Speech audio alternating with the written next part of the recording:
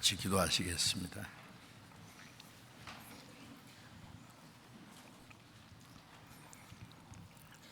우리를 사랑하시는 거룩하시고 자비로우신 우리 아버지 하나님, 우리의 영혼을 구원해 주시고 영원한 하나님의 나라에 들어갈 수 있는 영광스럽고 복스러운 소망을 주신 그 모든 은혜를 인하여 감사와 찬송과 영광을 우리 아버지 하나님께 돌립니다. 하나님을 멀리 떠나 죄 가운데 행하고 악한 행실로 하나님과 원수가 되었던 저희들, 주 예수님이 십자가에 죽으심으로 우리가 받아야 될 저주와 심판을 대신 담당하시고 하나님과 화목을 이루게 하시고 우리를 하나님의 자녀로 삼아주시고 이제 우리의 남은 생에 땅에 사는 동안에도 하나님이 우리를 고아와 같이 버려두지 아니하시고 주님의 성령으로 우리를 지키시고 주님의 말씀으로 우리를 날마다 새롭게 온전하게 거룩하게 해주시고 하나님의 나라에 들어갈 때까지 인도해 주시는 그 모든 은혜를 감사합니다. 이 시간 주님의 보배로운 피로 구속함을 받은 저희들 주님 앞에 함께 모여서 주님의 그 크신 은혜를 찬송하며 또 주님의 말씀을 배우며 주님과 함께하는 거룩한 무리 안에서 교직케 하심을 감사합니다. 우리 각 사람을 굽어 살피시고 하나님의 말씀으로 더욱 온전케 세워 주옵소서. 주님의 풍성하신 은혜와 생명과 사랑과 능력의 손길로 우리를 더욱 붙들어 세워 주시옵소서. 우리의 남은 생에 하나님의 자녀로 부끄럽지 않게 행하게 하시고 또 우리와 함께 하시는 하나님의 영광을 위해서 주님의 복음을 위해서 순종하며 살아가는데 부족함이 없게 해 주옵소서. 우리의 마음과 생활 속에 하나님 보시기에 합당치 못한 어두운 일들, 숨은 죄에 불순종하는 마음들이 있으면 주님의 말씀으로 깨우쳐 주시고 주님의 진리로 더욱 새롭게 세워 주시옵소서. 이 시간 참석하지 못한 모든 형제 자매들, 병중에 있는 사람에게는 속히 건강을 회복시켜 주시고 마음에 시험 받는 사람, 연약한 가운데 곤란 중에 있는 사람들 일일이 합당하신 은혜를 베풀어 주셔서 한 사람도 실족함이 없게 붙들어 주옵소서. 멀리 전 세계 곳곳에서 어려운 여건 속에서 복음을 전하는 모든 형제 자매들 주님 말씀과 지혜와 사랑과 능력의 손길로 더욱 붙들어 주시고 하나님의 자녀로 합당하게 살아가며 주님의 복음을 더욱 담대히 증거해서 이뤄진 많은 영혼들을 주님 앞으로 인도하는 하나님의 역사를 능히 이루게 해 주옵소서. 때를 따라 우리에게 필요한 말씀을 주시고 하나님의 거룩하신 뜻을 깨닫게 하시고 우리의 행할 길을 가르쳐 주시는 주님, 이 시간에도 우리에게 꼭 알아야 될 필요한 말씀을 주시고 또 우리가 주님의 말씀을 분별할 수 있는 지혜와 또 순종할 수 있는 능력과 용기와 힘을 더욱 허락해 주시옵소서. 이 시간 모두 주 성령께서 인도해 주시기를 간절히 기도하며 주 예수님 이름으로 기도드렸습니다. 아멘. 찬양대 찬송해 주시겠습니다.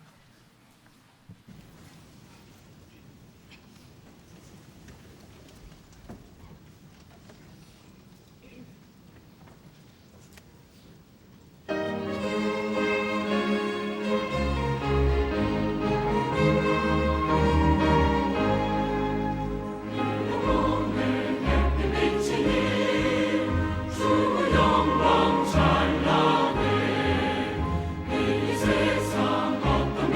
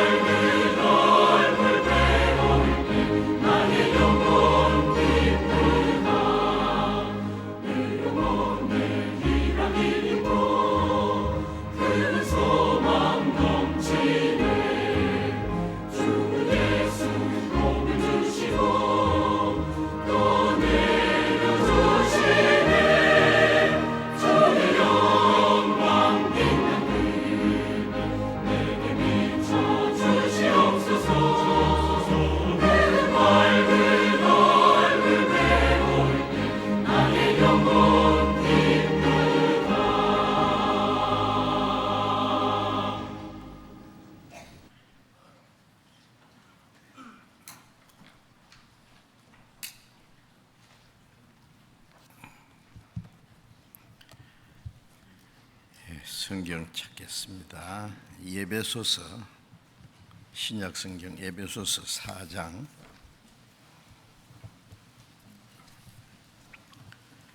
신약 성경 313페이지 에베소서 4장 1절부터 4절까지 제가 읽겠습니다.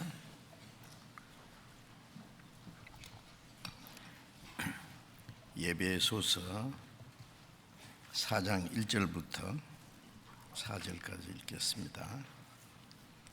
그러므로 주 안에서 갇힌 내가 너희를 권하노니 너희가 부르심을 입은 부름에 합당하게 행하여 모든 겸손과 온유로 하고 오래 참음으로 사랑 가운데서 서로 용납하고 평안에 매는 줄로 성령의 하나 되게 하신 것을 힘써 지키라. 몸이 하나요 성령이 하나이니 이와 같이 너희가 부르심의 한 소망 안에서 부르심을 입었느니라. 거기까지. 지난 한 주간 동안도 우리 교육관 6층에서 전도 집회를 가졌습니다. 이번에도 새로이 많은 분들이 참석하셨고 또 열심히 성경을 배우는 가운데 하나님의 은혜를 깨닫고 구원을 받으시리라고 믿습니다.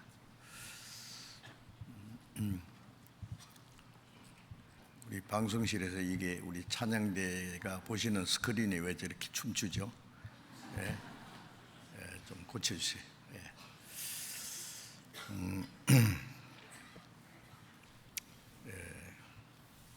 히브리서 3장 2절에 보면 이같이 큰 구원이라는 말씀이 있습니다.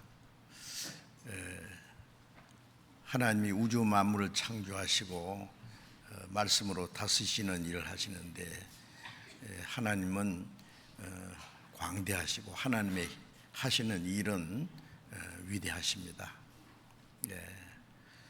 그런데 하나님이 하시는 일 중에 가장 큰 일이 하나님의 형상대로 창조된 영혼 죄 가운데 멸망할 수밖에 없는데 그 멸망할 영혼들을 구원해서 하나님의 자녀로 삼으시고 영원한 천국에 들어갈 백성을 준비하시는 그보다 더 큰 일은 없습니다. 그런데 그 크고 놀라운 그 구원의 은혜를 하나님이 우리에게 값없이 주셨고 우리는 단순히 예수님이 십자가에 죽으시고 부활하심으로 이루신 그 하나님의 은혜를 깨닫고 믿음으로 영원히 제삼 받는 동시에 우리 영혼이 구원을 받아서 하나님의 자녀가 되고 하나님의 나라에 들어갈 수 있는 그 영광스러운 소망을 얻었습니다. 그래서 하나님이 우리에게 주신 놀라운 선물입니다. 우리가 구원을 받았다는 사실이 얼마나 크고 놀라운지 우리 구원받은 사람들도 다 지금 청량할 수가 없습니다. 성경을 배워가면서 우리가 받은 구원이 얼마나 크고 놀라운 것인지 하나님의 영원한 그 계획 속에서 하나님의 크신 사랑과 자기 독생자를 희생하시기까지 하신 그 큰 그 하나님의 은혜로 우리가 받은 그 구원이 얼마나 크고 귀한지 더욱 깨달아가고 그걸 깨달아 알수록 하나님이 우리에게 주신 은혜를 더욱 감사하고 그 감사와 기쁨이 넘칠 때에 우리가 세상에 육신에 속한 헛된 것, 거짓된 것, 사탄의 그 모든 시험을 이길 수도 있습니다. 이제 우리는 성경을 통해서 하나님이 주신 은혜를 날마다 더욱 배우고 또 구원받을 때 은혜를 한 번만 받은 것이 아니라 요한복음 1장 16절에 있는 말씀대로 우리가 그의 충만한 데서 받으니 은혜 위에 은혜로라. 하나님은 더 풍성한 은혜를 주시기 원하십니다.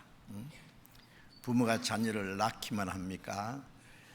모든 거 아낌없이 주고 건강하게 훌륭하게 성장하도록 도와주십니다. 그처럼 우리 영혼을 구원하신 하나님, 우리의 영혼과 육신을 날마다 새롭게 하나님의 그 은혜로 채워주시고 우리의 육신도 지켜주시고 하나님의 나라에 들어갈 때까지 우리를 도우시고 인도하십니다. 우리가 그 은혜를 깨닫기 전에는 하나님을 멀리 떠나 이루어져 있습니다. 영혼이 죽어 있고, 그리고 보이지 않는 하늘에 그 공중의 권세 잡은 마귀가 끄는 대로 살았습니다. 이제 구원받은 우리는 그 하나님의 은혜와 사랑 속에, 하나님의 생명의 싹의 속에 우리의 생명이 감춰져 있고 하나님의 그 손길 안에, 하나님의 보호하심 안에 있습니다.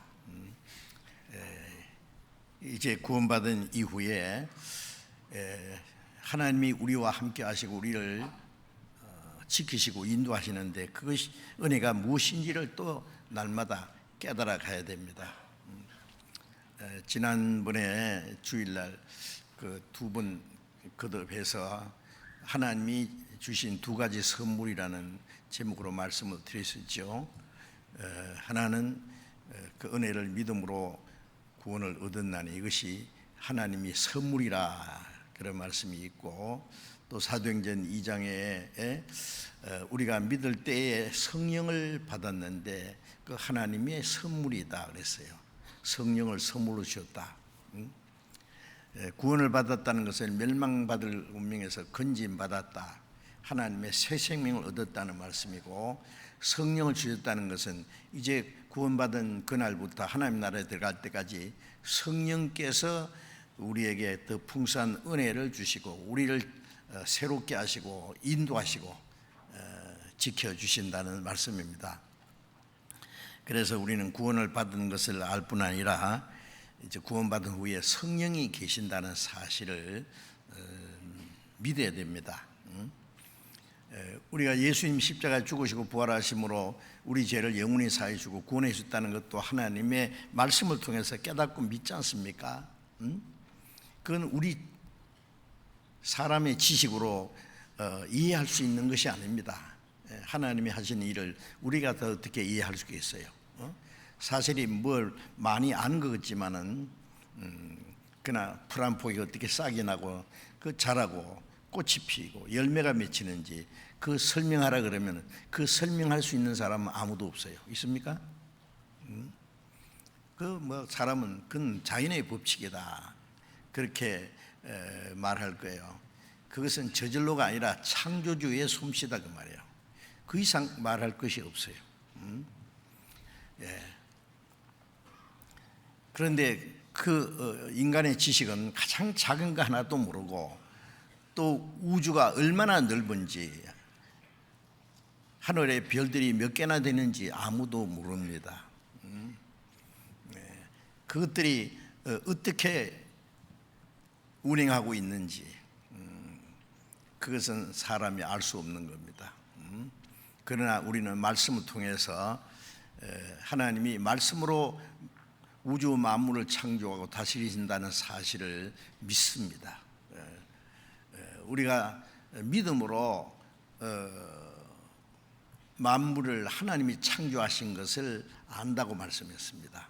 안다는 것은 하나님의 능력과 계획을, 비밀을 믿는 겁니다. 우리 지식으로 다 알아서 믿는 것이 아니라 하나님의 말씀이기 때문에, 하나님이 하신 일이기 때문에 믿습니다.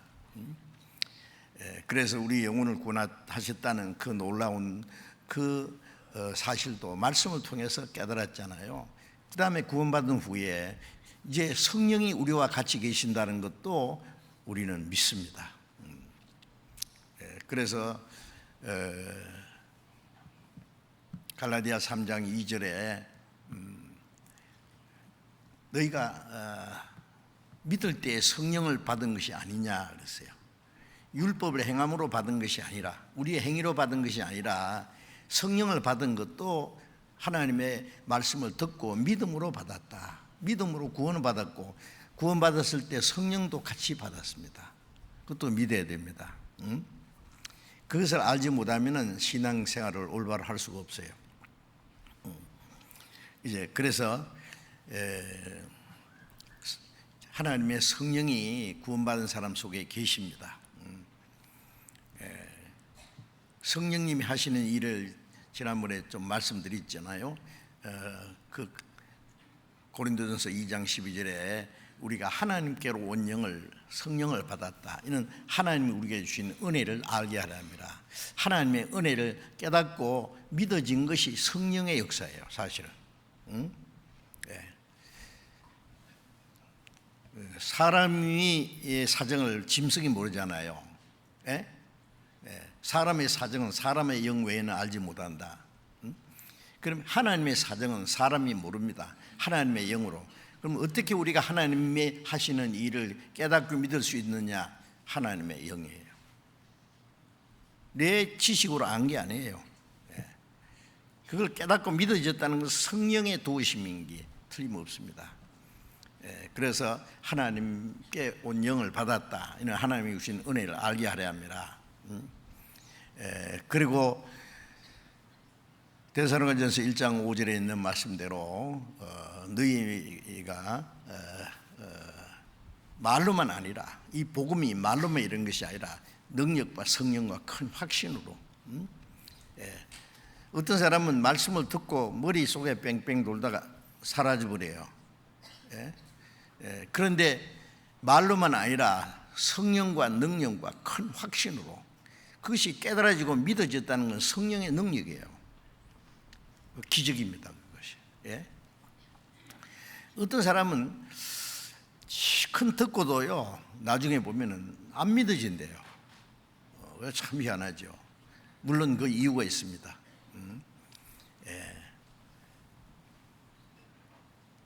목마른 자는 물로 나오라, 내게로 오라. 성경이랑 같이 생수의 강이 흘러내려 목마른 자에게 물을 주듯이 영혼이 갈망하는 사람에게 그 성령을 주시고 은혜를 깨닫게 하시는데, 그 영혼의 목마름이 없는 사람 있잖아요. 세상 것으로 만족 얻으려고 하는 사람들. 세상에 살기도 바쁜데 뭐 천국까지 뭐 생각할 시간 어디에 있노? 육신이 살기 바쁜데 영혼 문제까지 어떻게 생각하느냐? 이제 거기다가 자기 마음을 딱 고정시키고요, 일부러 믿지 않으려고 하는 사람 있잖아요. 일부러 하나님의 하시는 일을 잊어버리려고 한다고 했죠. 그 마음이 완고하고 교만하기 때문에 성령께서 그 마음을 열어주시지 않습니다. 도와주지 않습니다. 그런데 우리가 정말 목마른 사람이 물을 사모하듯이 간절히 하나님의 은혜를 갈망할 때에 성령께서 하나님의 은혜를 깨닫게 하셨죠. 그래서 그 하나님의 은혜를 깨닫게 하고 확신을 주셨습니다. 또 로마서 8장 16절에 성령이 친히 우리 영으로 더불어 우리가 하나님의 자녀인 걸 증거하신다. 우리가 하나님의 자녀라는 그 증거를 주세요. 하나님의 자녀. 자, 죄사함 받았다, 구원 받았다, 영생 얻었다, 하나님의 자녀 됐다. 그게 믿어지는 거예요. 성령이 증거하신 거예요. 놀라운 겁니다. 그리고 성령은 이제 우리의 연약함을 도우신다고 지난주에 말씀드렸잖아요. 로마서 8장에 성령께서 친히 우리의 연약함을 도우신다. 우리는 구원받았지만 연약하다는 것은 아직 우리가 하나님의 말씀을 순종하기에 너무나 힘이 없습니다. 가난아이 같이 우리의 연약함을 도우시는 분이에요. 그래서 부모가 자녀를 사랑하고 건강하게 성장하도록 도와주는 것처럼 우리의 연약함을 도우셔서 우리를 날로 새롭게 온전케 해 주십니다. 그리고 구원받은 후에 우리가 하나님께 기도함으로 이제 하나님이 우리에게 더 크신 은혜를 주시잖아요. 야고보서 4장 2절에 너희가 얻지 못함은 구하지 아니하며, 구해도 얻지 못하는 것은 잘못 구함이라 그랬어요. 정욕을 따라서 잘못 구하기 때문에 우리가 올바로 기도한다는 건 참 중요합니다. 기도는 형식이 아닙니다. 하나님이 우리에게 필요한 모든 걸 주시기 원하시는데 기도함으로 그걸 하나님이 주시기를 기뻐하셔요. 그래서 우리가 하나님의 뜻대로 기도해야 되는데 기도할 줄도 잘 몰라요. 우리가 구원받기 전에는 어떤 사람 기도는 어떤 사람 막 철학 기도도 하고 새벽 기도도 하는데 가만히 들어보면은 하나님과 아무 상관이 없어요. 고장난 전화기 가지고 혼자서 막 하는 것처럼 하나님과 연결이 안 됐는데 하나님이 들으십니까? 이제 구원받고 나면은 이제 기도하라 그러면 아버지 감사합니다, 아버지 주여 그밖에 몰라요. 그래도 하나님이 다 알아들으세요. 어린 애가 뭐라고 합니까? 엄마, 아빠, 맘마. 그래도 다 알아들어요. 그래서 마땅히 빌 바를 알지 못한다. 그리고 기도하기는 하는데 하나님의 뜻대로 기도할 줄은 모르고 잘못 기도할 수 있어요. 그런데 성령께서는 우리를 위해서 기도하신다고 했어요. 하나님의 뜻대로 우리를 위해서 기도하신다. 자, 우리를 위해서 기도하시는 그 분이 내 안에 계셔요. 놀랍지 않습니까? 여러분들 위해서 기도하시는 분들이 어머니도 자녀를 위해서 기도하고, 남편을 위해서 기도하고, 아내가 남편이 아내를 위해서 기도하고, 자기 가족들을 위해서 서로가 기도하고, 형제 자매가 기도하는 누군지 늘 위하여 기도한다, 그런 찬송도 있잖아요. 그래서 다른 사람이 나를 위해서 기도하는 것도 큰 힘이 됩니다. 그 기도를 하나님이 들으시기 때문에. 그런데 다른 분이 아니고 성령이 내 안에 계셔서 나를 위해서 하나님의 뜻대로 기도하신다. 우리가 마땅히 빌 바를 알지 못할 때 성령이 말할 수 없는 탄식으로, 잘못 우리가 하나님의 뜻을 알지 못하고 그러면 성령께서 탄식하신다 그랬죠. 그런데 기도하세요. 내버려 두는 게 아니라. 그리고 또 하나님의 보좌 우편에서 우리를 위해서 중보의 기도를 하시는 예수님도 계시잖아요. 히브리서 7장 25절에 보면은 그를 힘입어 하나님께 나아가는 자로 온전히 구원할 수 있으니 이는 그가 항상 살아서 저희를 위해서 간구하심이라. 요한일서 2장 2절에 보면은 우리에게 대언자가 있으니 곧 의로우신 예수 그리스도시라. 그 부활하신 성천하신 하나님 우편에 계신 주님이 우리를 위해서 대언자, 즉 중보자, 다른 말로 하면 변호사다 그 말이에요. 어떤 사람이 잘못해서 재판하는데 변호사는 그 사람 계속 변호해 줘요. 그 사람이 잘못하기는 했는데 그 사정이 있다든지 자꾸 해서 그 벌을 좀 안 받도록 아니면 적게 받도록 그 변호해 주는 것이 변호사잖아요. 우리가 하나님 말씀을 순종하지 못하고 잘못해도 주님이 하나님 앞에서 우리를 위해서 변호사로서 대언의 기도를 하신다. 여러분 그것도 아셔야 됩니다. 내가 연약하지만 성령이 내 연약함을 도우시고 나를 위해서 기도하신다. 그럼 언제까지 해야 될 거냐? 성장할 때까지. 이제 신앙이 성장해야지 언제까지 그 철부지 어린 아이의 모습으로 있으면 되겠어요? 점점 성경을 배우면서 믿는 것과 아는 것에 대해서 점점 성장하는 만큼 하나님의 뜻을 알고 우리도 성령의 인도하심을 따라서 하나님의 뜻대로 기도를 할 수 있게 될 겁니다. 자, 이제 구원받은 후에는 성령의 인도를 받는 생활이에요. 로마서 8장 14절 보면은 무릇 하나님의 영으로 인도함을 받는 그들은 곧 하나님의 아들이라는 말씀이 있는데, 성령의 인도를 받아서 하나님의 아들이 된다는 말씀이 아니라 하나님의 자녀라는 증거 중에 하나가 성령의 인도를 받는 겁니다. 하나님의 자녀는 성령의 인도를, 하나님의 영으로 인도를 받아요. 성령의 가르침을 받아요. 여러분, 그 동물의 왕국에서 뻐꾸기가 알을 낳는 곳이 있죠. 뻐꾸기 알을 낳을 때 지둥지에다 알을 낳지 않아요. 이 뻐꾸기가 정말 못됐어요. 왜냐하면은 왜 자기 둥지에다 알을 낳지 않느냐면은 이게 알을 이제 품고 깨고 또 먹여주고 길러줘야 되니까 알을 낳긴 하는데 키우기가 싫어요.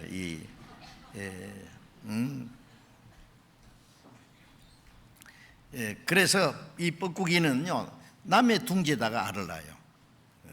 가만히 보고 어떤 새가 있으면은요, 새가 잠깐 둥지를 비운 사이에 얼른 가서 알을 낳아요. 그러면 그 중에 그 제개비라는 조금 아는 새도 있어요.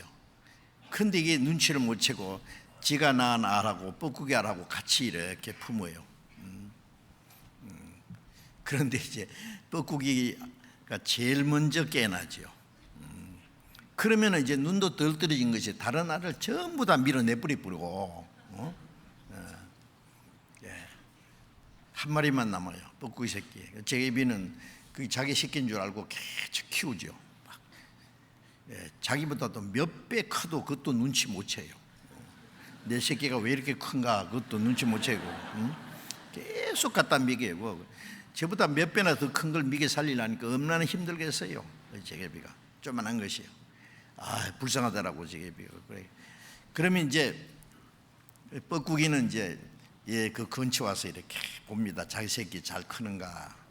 그래서 시큰 키워놓으면은요, 날아갈 때쯤 되면은 뻐꾸기가 뻐꾹 그러면 이 뻐꾸기 새끼는 그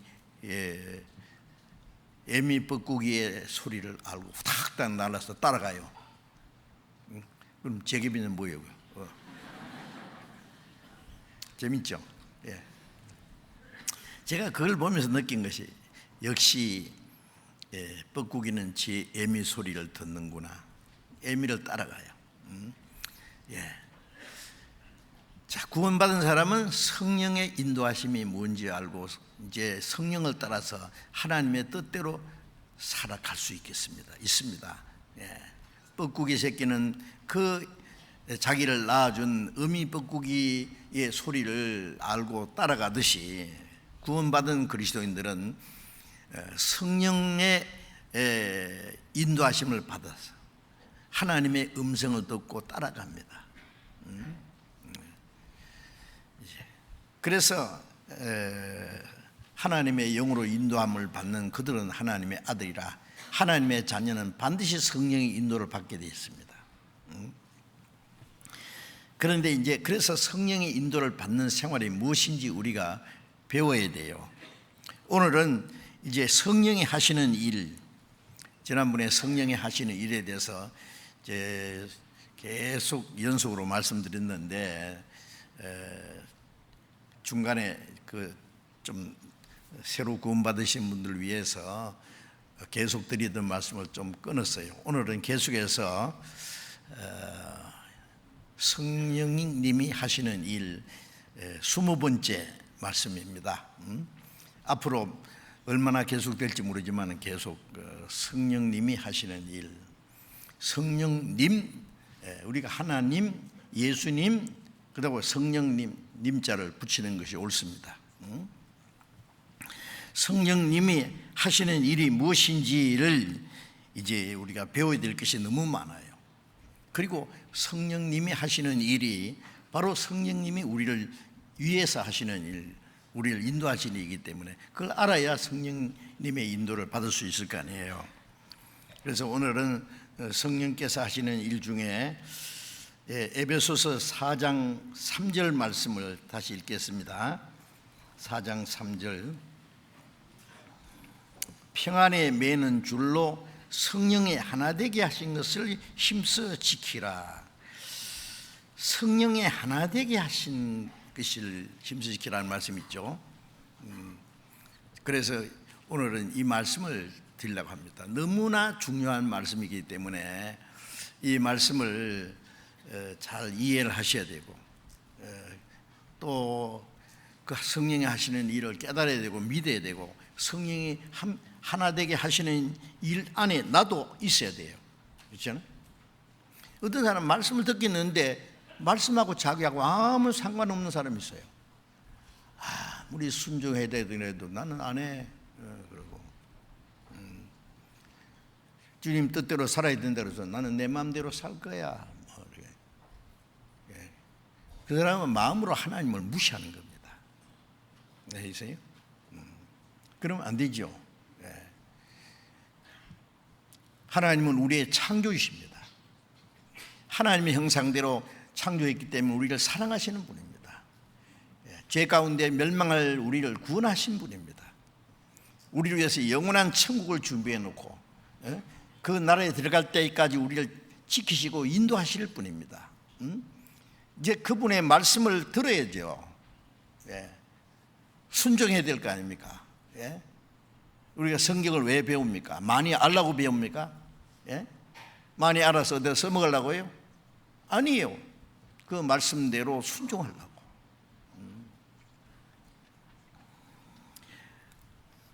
그래서 이제 성령이 하나 되게 하신 것이, 성령이 하나 되게 하신다는 말씀은 이사야 53장 6절에는 우리는 다 양 같아서 그릇 행하여 각기 제 길로 갔거늘 이라는 말씀 있잖아요. 우리가 구원받기 전에는 다 하나님을 멀리 떠나 이루어져 있어요. 누가복음 15장에 보면 탕자가 아버지 제사를 다 탕진하고 굶어 죽게 됐다 그랬잖아요. 그런데 아버지께로 돌아가리라 하고 이제 용기를 내서 아버지께 돌아갔어요. 아버지 품에 안겼어요. 구원받기 전에는 그 아버지를 멀리 떠나 이루어져 있는 그 탕자처럼 우리는 하나님을 멀리 떠나 이루어져 있어요. 하나님은 목자인데 양이 목자를 떠나서 지 고집대로 도망간 양처럼 그릇 행하여, 양이 목자를 떠나서 지 마음대로 멀리 양이 목자를 떠나면은 그는 맹수의 밥이 되는 겁니다. 양은 혼자 살 힘이 없어요. 하나님을 떠난 사람은 사탄의 세력 안에 사탄의 밥입니다, 바로. 그런데 하나님을 멀리 떠나 죄 가운데 이루어져 있던 멸망할 우리 영혼을 거기서 건져냈어요. 그래서 베드로전서 2장 25절에는 우리가 전에는 양과 같이 길을 잃었더니 목자 잃은 양처럼 길을 잃었습니다. 멀리 떠나 있습니다. 그런데 이제 영혼의 목자와 감독 대신에게 돌아왔느니라. 하나님이 우리를 잃은 양을 찾아주셨어요. 이제 영혼의 목자와 감독 대신에게 돌아왔어요. 이제 우리는 다시는 잃어진 양이 아닙니다.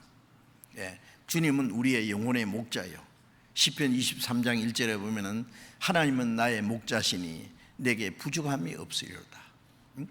하나님은 내 영혼을 먹이시는 목자요, 나를 그 나라에 들어갈 때까지 인도하시는 선한 목자라 그랬잖아요. 그리고 요한복음 10장 16절에는 예수님이 이 우리에 들지 아니하는 다른 양들이 내게 있어 그들도 인도하여야 하리니 그들이 한 무리가 되어 한 목자 안에 있으리라.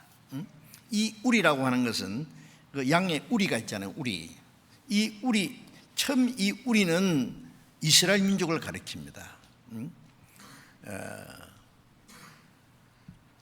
예수님이 탄생하시기 전에 그 요셉에게 네 약혼자 마리아가 아들 낳을 기다 그랬잖아요. 이는 이름을 예수라라. 이는 자기 백성을 저희 죄에서 구원할 자심이라. 그 자기 백성이라는 것은 이스라엘 민족입니다. 자기 땅에 오매 자기 백성이 영접지 않았다. 요한복음 1장 11절에 첫 번 이스라엘 백성, 자기 백성을 저희 죄에서 구원할 자십니다. 이스라엘 백성에 약속하신 그 축복이 이방인에게도 허락된 거예요. 첫째는 유대인이요 이방인이라. 그래서 이 우리 즉 이스라엘 민족에게 예수님께서는 처음에 이스라엘 집에 잃어버린 양 외에는 네가 보내심을 받지 않았다 그랬잖아요.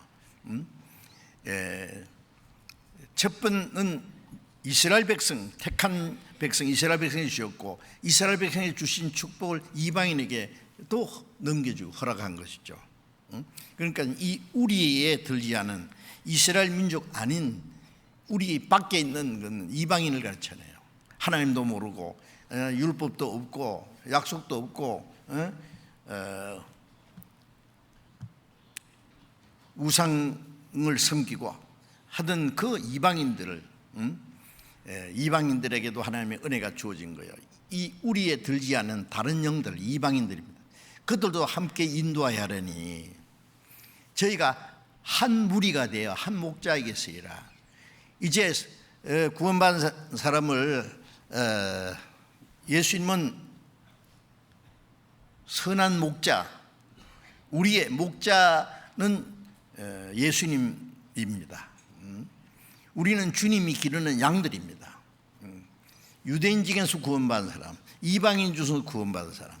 그래서 에베소서 2장에 멀리 있는 너에게 복음을 전하고 화평킨 가까운 데 있는 자에게, 가까운 데 있는 유대인들에게, 멀리 있는 이방인들, 우리 둘이 한 성령 안에서 아버지께 나아가 먹게 함이라.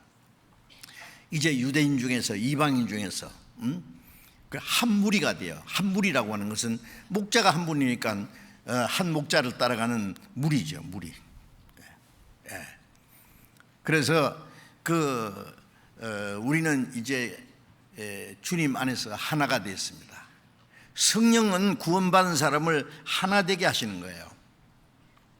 이거는 아주 중요한 겁니다.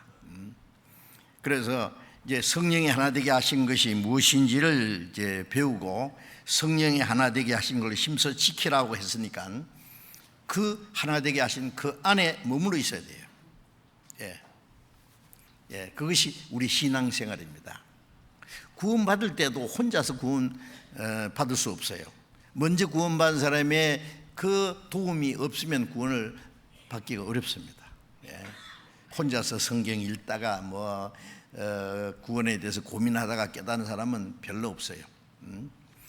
혹시 하나님이 기적적으로 구원받기 간절히 원해도 전도할 사람이 없으면 특별히 하나님께서 특별 케이스로 구원해 줄 수도 있습니다만은 하나님이 구원하시는 방법은 먼저 구원받은 사람을 통해서 또 다른 사람을 구원하시는 것이 하나님이 구원하시는 방법이기 때문에 여러분 구원받으실 때 먼저 구원받은 가족들이나 친척이나 이웃이나 먼저 구원받으신 분들의 기도와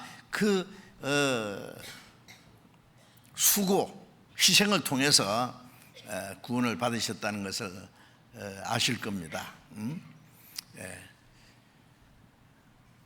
그리고 또 신앙이 성장하는 것도 혼자서 안 돼요. 어린아이가 태어나면은 엄마, 아빠, 언니, 오빠, 고모, 이모, 가족들 사랑과 보살핌을 받으면서 무럭무럭 자라잖아요. 어린아이가 나자마자 저 들판에 갖다 놓고 말이야, 네 혼자 커봐. 그러면 당장 죽어버리죠. 되겠어요? 구원받은 사람은 확실히 구원받은 사람은 죽지는 않지만은 혼자서는 도무지 성장할 수도 없고 아무것도 할 수 없습니다. 안 되죠. 물에 빠져 죽게 된 사람 건져냈으면은 일어나서 걸어 다녀야 되죠. 건져놨는데 꼼짝 안 한다. 건져난 보람이 어디 있느냐고요. 이제 생명은 움직여야 됩니다. 하나님의 자녀로 합당하게 살아야 되는 거예요. 그러려면은 내 혼자 힘으로 안 돼요. 먼저 구원받은 사람의 도우심이 반드시 필요해요. 그래서 구원받자마자 우리를 성령이 하나 되듯이 하신 그 안에 우리를 두셨어요. 그래서 그것이 무엇인지를 우리가 알아야 됩니다. 태어나자마자 그 자기 가족들이 있어요. 에베소서 2장 19절에 보면은 너희는 외인도 아니요, 손도 아니요, 손님도 아니요, 성도들과 동일한 시민이요, 하늘나라의 시민이요, 하나님의 권속이라, 하나님의 가족이다. 구원받은 사람이 이제 하나님의 한 아버지, 한 형제 자매, 한 가족입니다.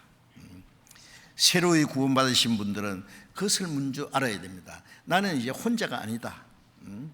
하나님의 가족이라는 그 가족의 일원이 됐어요.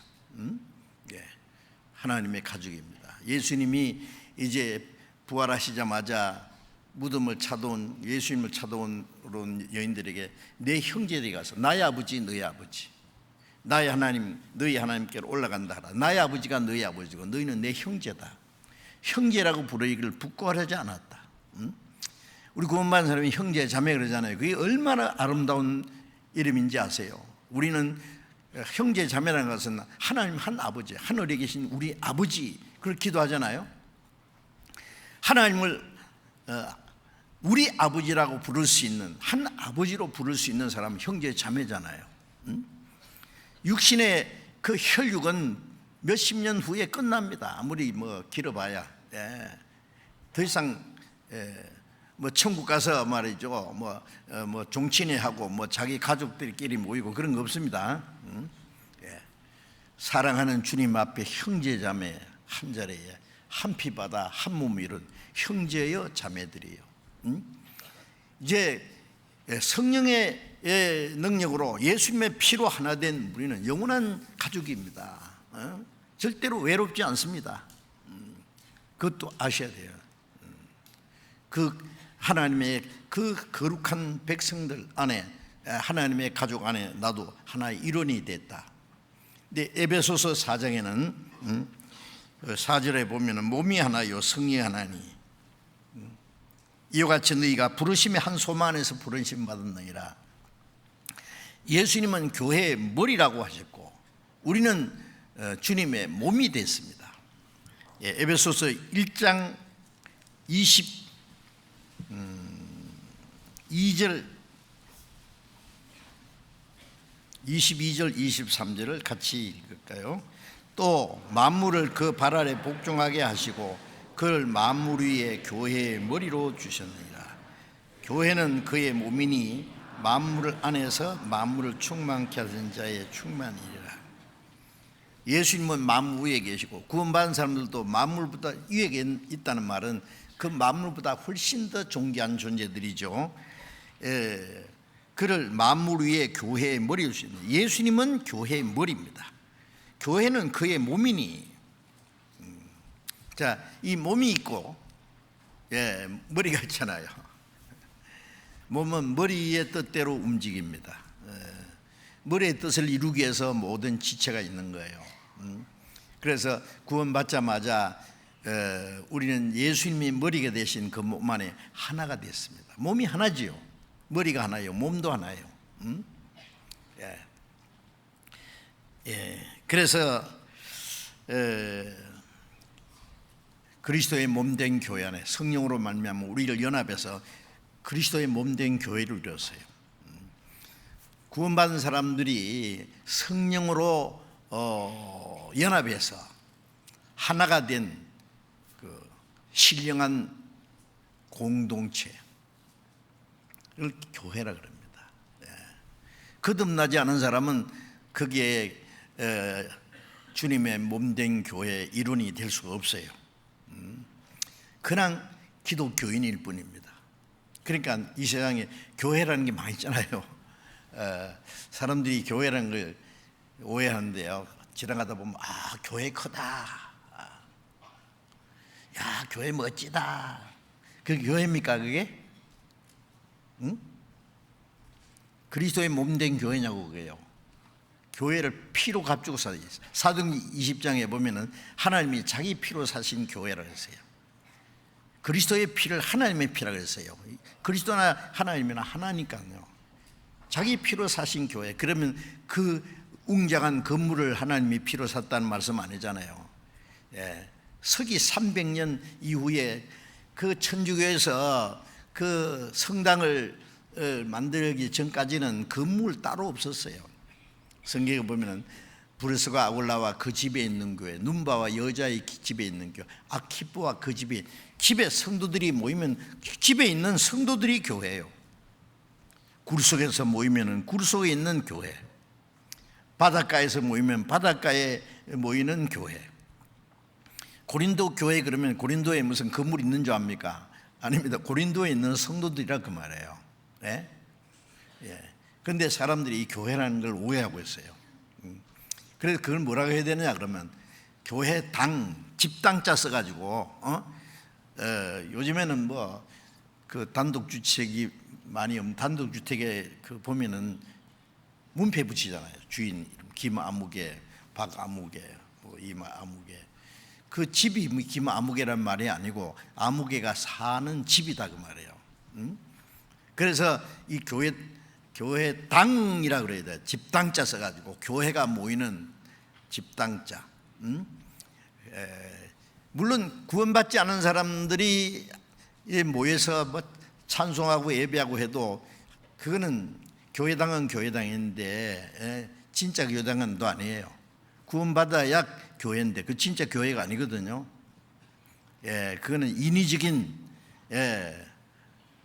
교회라고 할 수 있어요. 성경에 말하는 교회는 거듭난 성도들이 성령으로 하나 된 그리스도의 몸입니다. 몸. 그래 우리는 구원받은 성도들은 성령으로 하나 돼서 그 주님의 몸된 교회가 됐어요. 고린도전서 12장을 잠깐 찾읍시다. 고린도전서 12장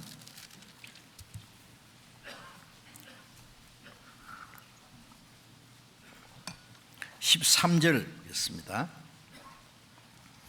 13절을 같이 읽읍시다. 우리가 유대인이나 헬라인이나 종이나 자유자나 다 한 성령으로 세례받아 한 몸이 되었고 또 다 한 성령을 마시게 하셨느니라.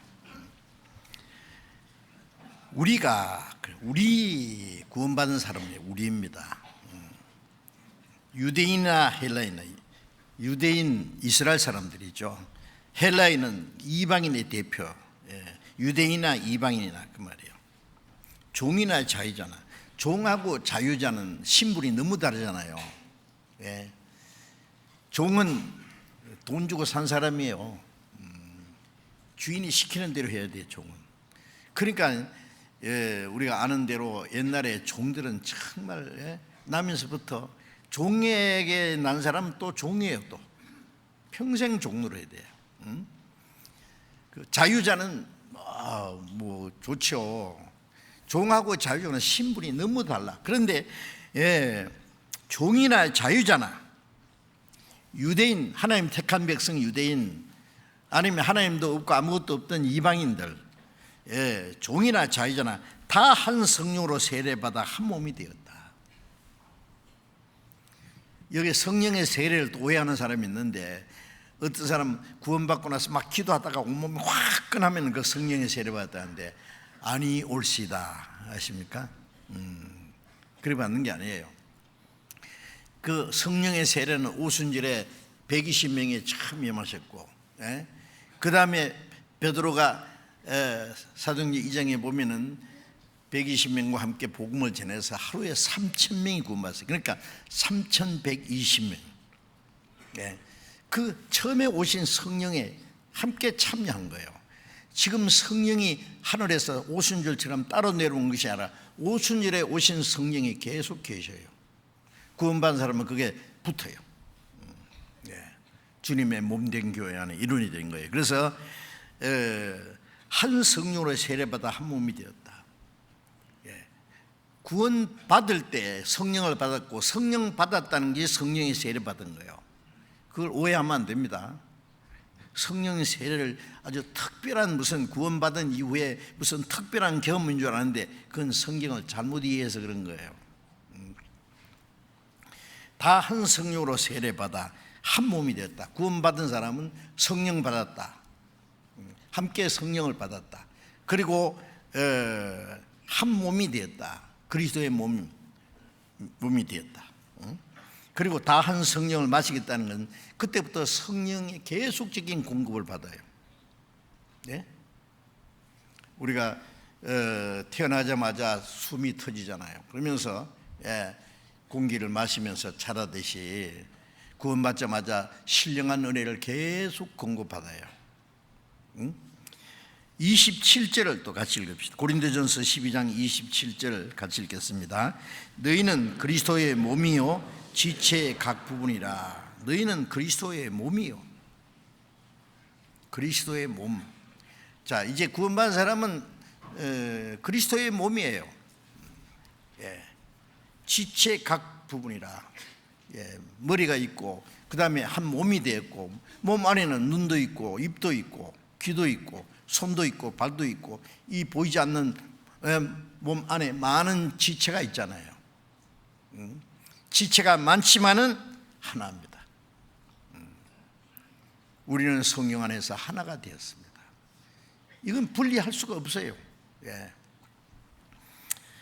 그래서 너희는 그리스도의 몸이요 지체의 각 부분이라. 이것은 정말 놀라운 일입니다. 비밀입니다. 이것은 여러분들이 이 그리스도의 몸의 지체라는 것이 얼마나 놀라운지 우리는 성경을 배우는 가운데 이것을 믿어야 되고, 나는 주님의 몸의 한 지체라는 것을 잊지 마셔야 됩니다. 지체는 머리가 원하는 대로 머리의 뜻대로 행해야 돼요. 이 손가락이 몸에 붙어 있다는 증거가 뭡니까? 손가락이 머리 그래 까딱까딱 해봐. 까딱까딱.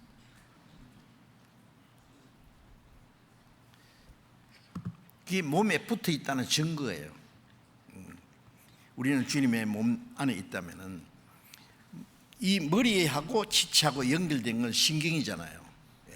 여기는 피가 통하고 영양이 공급되고 에너지가 공급되고 신경이 통하고 뇌신경에서 중추신경, 멸추신경까지 쫙 연결돼서 머리가 명령한 대로 일사불란하게 딱 같이 움직여요. 이제 구원받은 사람은 머리 대신 성령, 머리 대신 주님과 그 머리의 뜻을 전달하는 그 붓이 이 신경을 통해서 각 지체에 전달되는 것처럼 성령으로 우리가 전달돼요. 그래서 우리는 그 몸의 지체로 해서 역할을 해야 됩니다. 자, 이건 너무나 중요한 건데요. 이걸 우리가 어떻게 깨달을 수 있을까? 그래도 하나씩 이제 배워가면서 깨달아야 돼요. 구원받은 사람은 이제 각자 자기 마음대로, 자기 좋을 대로, 자기 방법대로 착하게 무조건 사는 게 신앙생활은 아닙니다. 그리스도의 몸된 교회 안에 이론이라는 걸 알고, 머리 대신 주님의 뜻이 무엇인지 알고, 성령의 그 은혜와 그 능력과 인도하심 안에서 살아가야 돼요. 그게 신앙생활입니다. 그래서 에베소서 4장을 다시 보겠습니다.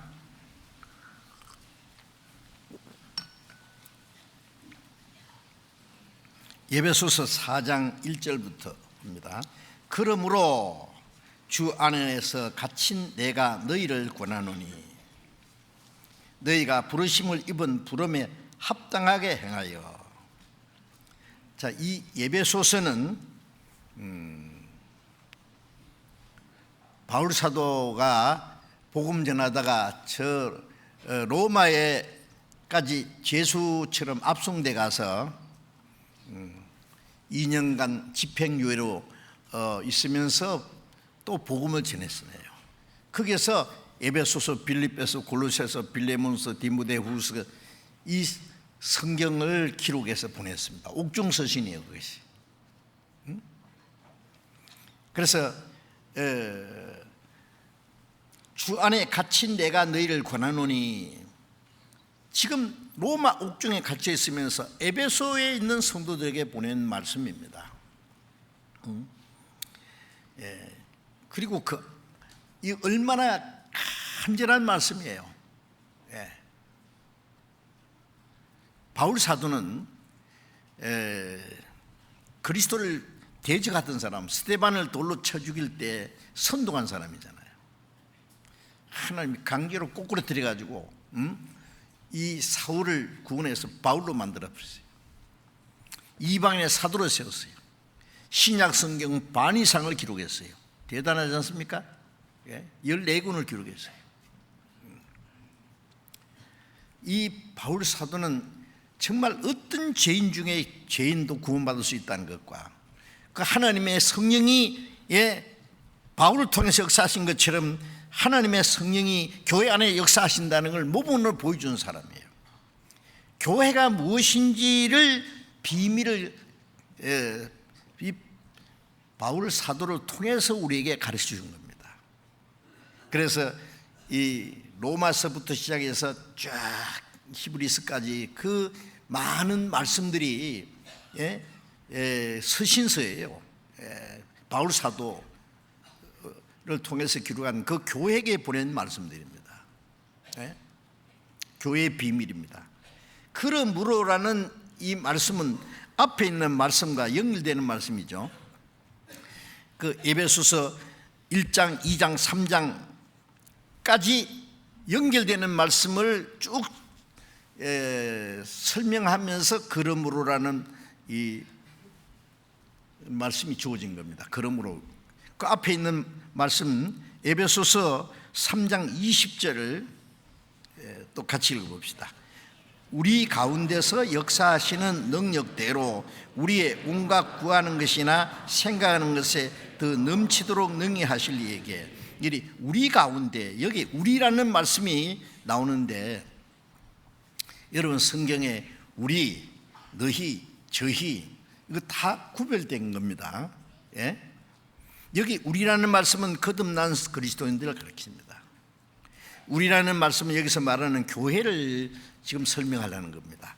우리 가운데에서 역사하시는 능력대로 우리가 성령으로 하나 됐을 때 그 가운데 주님이 성령이 역사하셔요. 아시죠?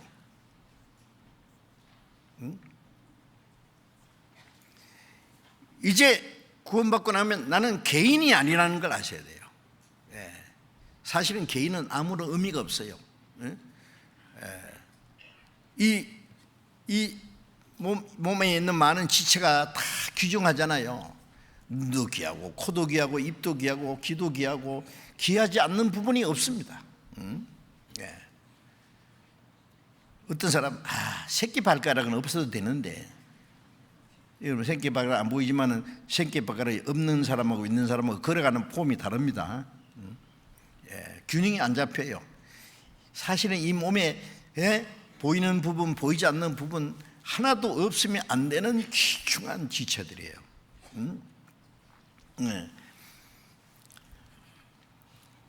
그 우리라고 하는 무리 안에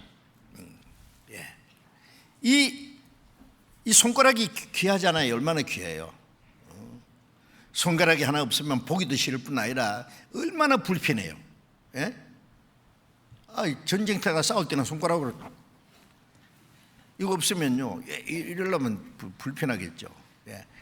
하여튼 다 쓸모가 있어요. 새끼손가락은 요거 할 때 이거 가지고는 안 돼요.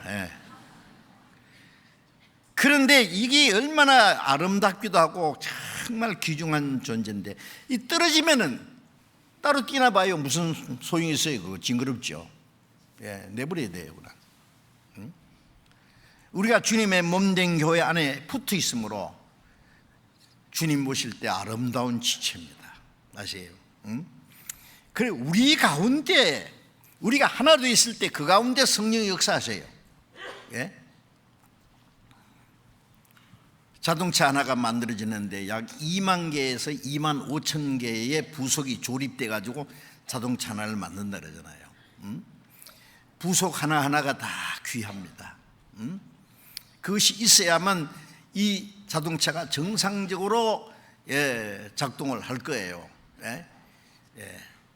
그 하나하나가 귀중하죠. 그런데 그걸 분해해 놓으면은 아무 쓸모 없어요. 어디다 쓸 겁니까 그게?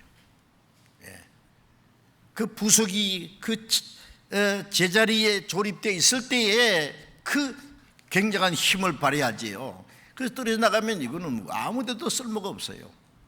여러분, 구원받은 사람이 이제 주님의 몸된 교 안에 붙었을 때 하나님 보실 때 귀중하고 하나님이 귀하게 쓰십니다.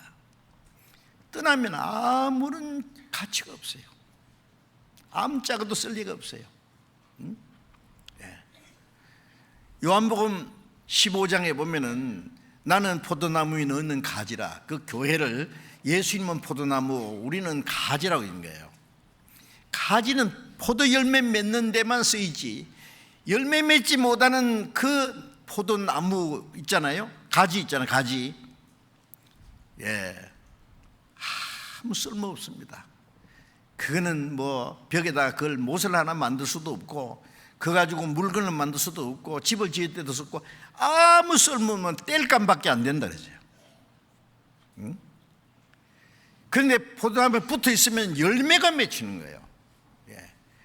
여러분들 알아야 될 것은, 나는 이제 교회 안에서 성령의 인도하심을 받아서 열매도 맺히고 머리 대신 주님의 뜻을 행하고 우리 가운데 행하시는 그 능력대로 우리의 온갖 구원한 게 생각하는데 넘치도록, 우리 구원받은 사람들이 구하는 것이 뭘 구합니까? 세상의 부귀영광, 뭐 세상 영달을 구합니까? 그런 거는 이제 어린 애들이 가지고 노는 장난감보다 못해. 이제 어떻게 생각하세요? 아무것도 하지 말라는 말이 아닙니다. 우리가 농사하는 사람, 장사하는 사람, 직장인 다는 사람, 사업하는 사람 열심히 해야 되지만은 그거는 하나의 수단입니다. 목적은 하나님의 영광을 위해서 사는 거예요.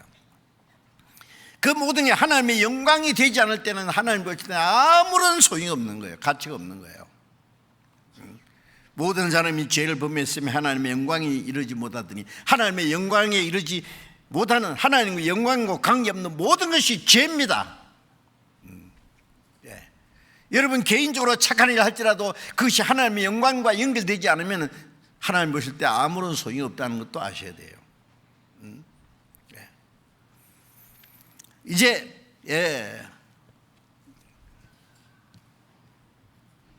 먹든지 마시든지 무엇을 하든지 하나님의 영광을 위해서 살아야 되는데, 이제 우리는 주님의 몸된 교회 안에 있을 때에 그 가운데서 하나님의 능력이 역사해서 우리 가운데 역사하시는 능력으로 우리의 온갖 구하는 거란 생각하는, 우리가 온갖 구하는 것은 어떻게 하면 하나님을 올바로 섬기고, 어떻게 하면 하나님께 영광을 드리고, 어떻게 하면 복음을 전해서 더 많은 영혼을 구원할까, 오로지 자나깨나 그 우리의 소원이잖아요. 내 평생 소원이 이것뿐, 주의 일 하다가 이 세상 이별을 하는 날 주 앞에 가리라. 하나님이 우리에게 시간을 주시는 대로, 힘을 주시는 대로 힘써서 주를 위해서 살다가 내 생애에 마치는 날, 세상 이별할 때 주님 영광 앞에 서기에 부끄럼 없이 서는 그것이 우리의 소원이 아니겠습니까? 무엇이 소원입니까? 구원받은 사람들이 어떻게 하면 잘 먹고 잘 살까? 어떻게 하면 좋은 집에 좋은 옷 입고 좋은 음식 먹고 호화롭게 살까? 여러분, 그런 생각 쓰레기통에 다 갖다 버려야 됩니다. 이제는 부하든 가난하든, 부해도 하나님을 위해서, 가난해도 하나님의 이미 모든 걸 주신 안에서 만족하고 하나님의 영광을 위해서 살아야 됩니다. 이제는 사나 죽거나 하나님의 영광을 위해서, 그 확실한 삶의 목적이 없으면 그리스도인들이 이 땅에 살아가는 아무런 가치가 없는 거예요. 우리의 온갖 구하는 것이나 생각하는 것은 뭘 생각합니까? 그 사람이 무엇을 생각하느냐에 따라서 그 사람의 그 삶이 변할 거예요. 땅 걸 생각하지 마라 그랬잖아요. 위에 것을 생각하라고 그랬어요. 고린도서 3장 1절에 보면 너희가 그리스도와 함께 살리심 받았으면 위에 것을 생각하고 땅 걸 생각지 마라. 너희는 세상에서는 이미 죽은 자요, 너희 생명이 그리스도와 함께 하나님 안에 생명의 싸개 속에 감췄느니라. 우리는 세상을 향해서는 이미 죽었다라고 알아야 됩니다. 하나님에서 살아났습니다. 이제 산자답게 살아야죠. 우리는 독수리가 날개침이 올라가는 것처럼 이사야 40장에 저 높은 곳을 향하여 날마다 나아갑니다. 날마다 우리의 생각이. 그래서 우리의 온갖 구하는 것이나 생각하는 것에 더 넘치도록 능히 하실 게, 그걸 능히 이루시는 분이 하나님이세요. 우리 가운데 역사하시는 성령님이세요. 넘치도록, 우리가 구하고 생각하는 것에 더 넘치도록, 저는 이 말씀이 너무나 실감이 있습니다. 제가 1962년 10월 30일 저녁 8시경에 처음 하나님의 사랑을 깨닫고 구원받고 나서 제가 그 전에도요, 내 평생을 하나님께 바치기로 작정하고 어떻게 하느냐, 나는 성경을 배워서 전도해야 되겠다. 구원받기 전에 그 마음이 벌써 있었어요. 그 신학교 가서 한 4년간 성경을 배웠죠. 신학교 다녔지만 졸업은 안 했습니다. 졸업하기 전에 뭐 댕기다가 구원받았으니까, 구원받고 나니까 필요 없더라고. 그만뒀죠. 하도 열심히 있으니까요, 신학교 다닐 때 벌써 교회를 맡겨주더라고. 하나 농촌교회를 2년간 전도했죠. 그러니까 구원받기 전에 2년간 전도했기 때문에 구원받고 나니까는 이제 전도해야 된다는 그 한 가지 생각밖에 없어요.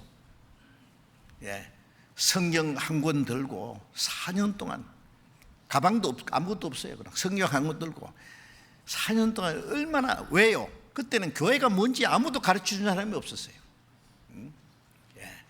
그래서 이제 구원은 받았는데 어떻게 복음을 전할까? 복음을 전하려면 성령의 능력이 필요한데, 그래서 성령의 능력을 어떻게 받느냐?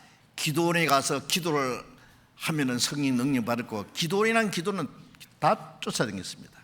용문산 기도원, 삼각산 기도원, 뭐 계룡산 기도원, 칠부산 기도원, 뭐. 지금 가만히 생각하니까 그때 어디서 잤지 생각 안 나. 뭐 먹었지 그것도 생각 안 나.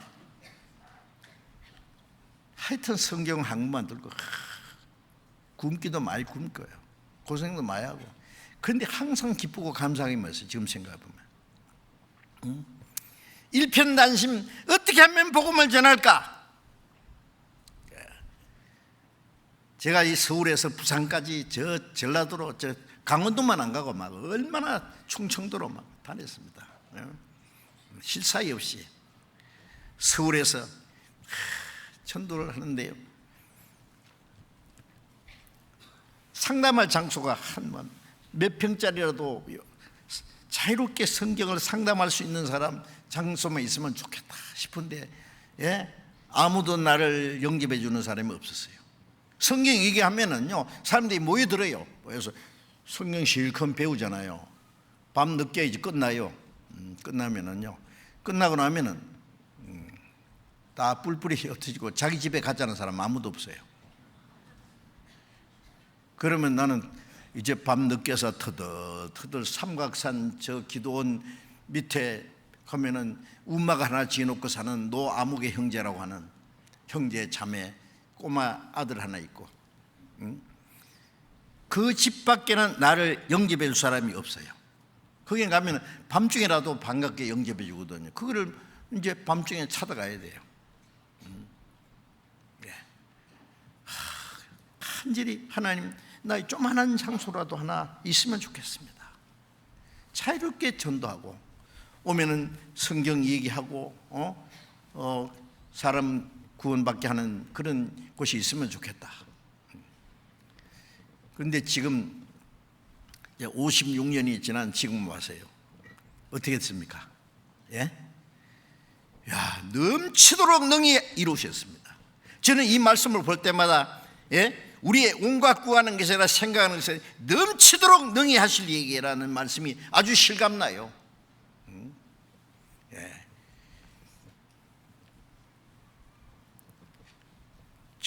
전국에 우리 220개 교회가 있고 세계에 약 70 네 나라에 540몇 개의 교회가 있고 세계 곳곳에 하나님의 역사가 얼마나 엄청나게, 물론 제 혼자 하는 게 아닙니다. 하나님이 우리 가운데 역사하신 그 능력을 생각하면요, 이야, 넘치도록 능히 하신다. 우리 가운데 숯불을요 꺼지던 것도 모아놓으면 막 불꽃이 일어나는 것처럼 우리 개인은 아무것도 아니에요.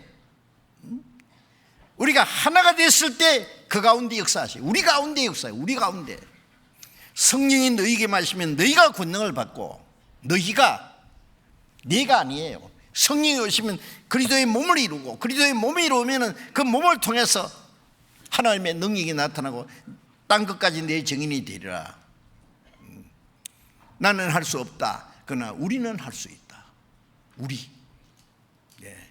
그 우리라고 하는 무리 안에 내가 있다는 것을 잊지 마셔야 됩니다. 성령이 하나 되게 하신 걸 힘써 지키라. 성령이 하나 되게 하신 안에 내가 딱 붙어 있어야 돼. 우선 떨어져 나가면 안 돼요. 물고기는 물에서 살아야 돼요. 물에 떠나면 죽는 것처럼 그리스도인은 이제 물이 안에 떠나면 안 돼요. 어린 아이가 집을 떠나면 안 되잖아요. 온갖 구하는 것이나 생각하는 것에 넘치도록 능히 하실 얘기에 22절에 교회 안에서와 그리스도 예수 안에서 영광이 대대로 영원무하기를 원하노라. 교회 안에서와 그리스도 예수 안에 하나님의 그 영원토록 영광이 있기를 원하노라. 하나님의 영광이 나타난다. 그래서 이제 4장 1절에 그러므로라는 말씀이, 그러므로 어떻게 하란 말이에요? 그러므로 주 안에 갇힌 내가 너희를 권하노니, 바울은 복음을 전하다가 얼마나 많은 고생을 했습니까? 헐벗고 굶주리고 자지 못하고 먹지 못하고 춥고 떨고 매를 수없이 맞고 여러 번 옥에 갇히고 여러 번 죽을 뻔하고 강의 위험과 강도 위험과 동족 위험과 광야 위험과 바다 위험을 당하고 돌에 맞아 죽었다가 다 내버리면 또 살아서 전도하고 마지막에 로마에 가서 언제 죽을지 모르는 상황 속에 간절히 너희에게 권한다. 이건 유언과 같은 아주 절실한 부탁입니다. 이 말씀은 우리에게도 주신 말씀이 틀림없지 않습니까? 4장 1절 너희에게 내가 너희를 권하노니 너희가 부르심을 입은 부름에 합당하게 행하여. 부르심을 입은, 부르심이라는 것은 하나님이 우리를 죄에서 불러냈잖아요. 바벨탑 같은 그곳에서 우상 숭배하는 자리에서 하나님이 아브라함을 불러내서 내가 네게 지시할 땅으로 가라고 말씀하신 것처럼 하나님은 우리를 죄에서 불러냈어요. 빽빽한 구름이 사라진같이 네 죄를 안개사랑같이 도말했으니 너는 내게로 나오라. 내가 너를 구속했습니다. 우리를 구원하신 하나님의 은혜를 깨달을 때 부르심을 받았어요. 부름에 합당하게 행하라는 말씀은 뭐예요? 우리를 구원하신 하나님의 뜻에 합당하게 행하라 그 말이에요. 하나님이 우리를 구원하신 데는 그만한 이유가 있고 목적이 있습니다. 죄와 허물로 죽은 영혼을 살리고 지옥 갈 영혼을 구원하시기 위해서 자기 독생자를 십자가에 속죄함으로 죽기까지 하신 거기에는 왜 이유가 없겠습니까?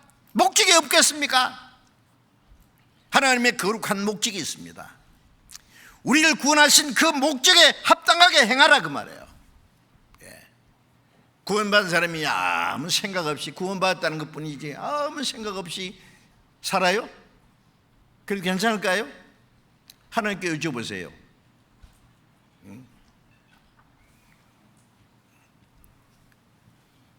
에베소서 2장 10절에 보면은 우리는 그의 만드신 바라 그리스도 예수 안에서 선한 일을 위하여 지으심 받은 자니. 구원받은 사람은 새로운 피조물인데 물건을 만들었을 때는 목적이 있어요. 이 유리컵은 물을 담기 위해서, 이 마이크는 소리를 확대시키기 위해서 뭐든지 만든 목적이 있다니까요. 하나님은 우리를 구원하신 그게 목적이 있습니다. 구원받고 우리를 새로운 피조물로 만들었습니다. 거룩한 목적을 위해서. 그 부르심에 입은 부름에 합당하게 행하라. 우리를 구원하신 하나님의 목적에 합당하게 살아라, 그 말씀이에요. 합당하게.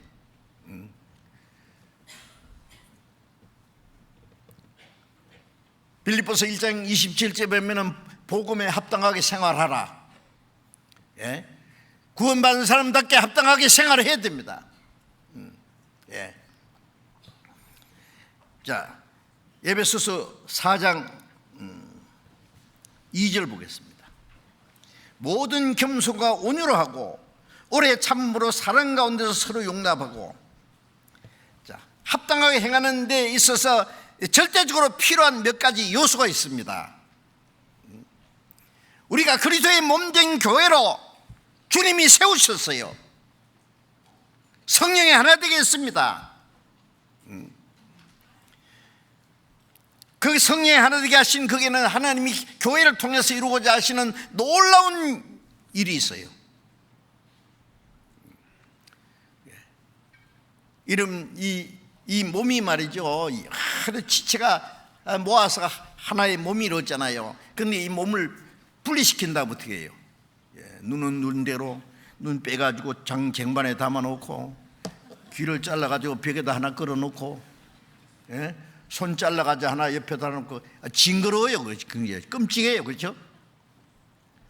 여러분, 이 지체들이 몸에 붙으시니까 보기도 좋고 얼마나 귀해요. 없으면 안 되는. 여러분, 우리는 우리 개인이 따로따로 있으면요 흉측합니다. 아시겠어요? 예? 아무것도 아니에요. 그거 어디다 쓸 겁니까? 예. 우리가 주님의 몸된 교회에 있으면 하나님 보시기에 아름답습니다. 시편 133장 1절에 보면 형제가 연합하여 동거함이 어찌 그리 선하고 아름다운고. 예. 형제가 성령으로 연합해서 하나가 된 거기에 그 하나님 보시기에 얼마나 선하고 아름다운고.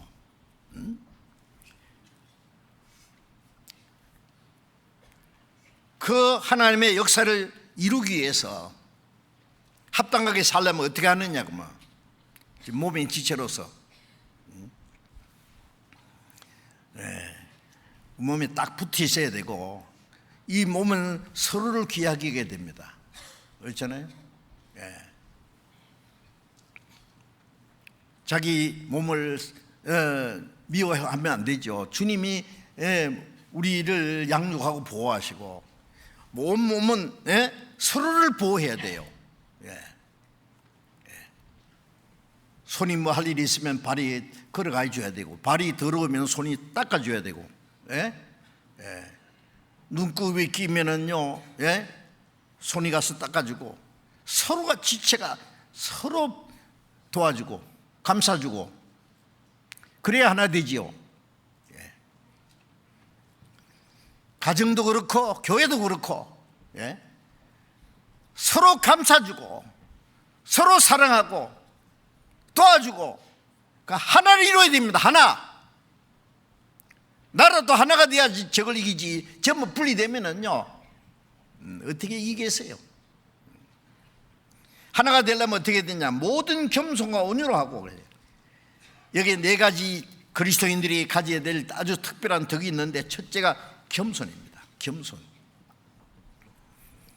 그리스도인이 가져야 될 덕목 중에 가장 아름다운 것이 겸손인데, 마태복음 11장 29절에 예수님께서 나는 온유하고 겸손하니 나의 멍에를 메고 내게 배우라. 예수님은 온유하고 겸손하다고 있죠. 겸손이라고 하는 것은 자기를 낮추는 겁니다. 다른 사람을 자기보다 낮게 여기는 거예요.